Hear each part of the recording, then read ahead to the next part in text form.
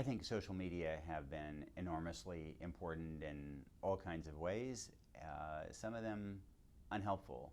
And I think that social media companies were initially way too cavalier about the role they played. Uh, they created an incentive for people to fabricate news and then spread it by providing them with advertising revenue for pieces that had the most clicks. And so, in the case of the 2016 election, you had some folks in the Balkans who were just entrepreneurs and wanted to make money.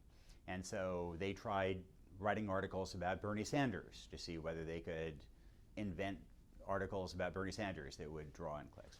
Didn't work very well.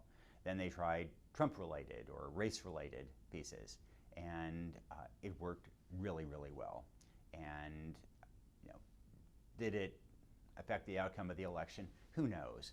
But it certainly resulted in misleading an awful lot of Americans, and some abuse is inseparable from the proper use of anything.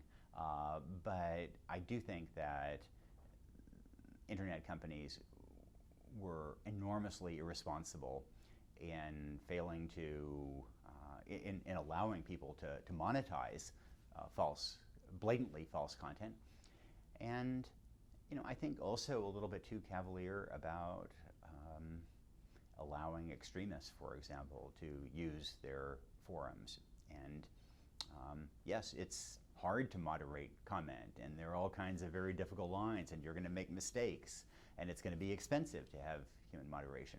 But that's what news organizations have wrestled with for a long time. And if internet companies are going to get effectively into the news business, into the information business, then I think they also have to accept some of that responsibility as well.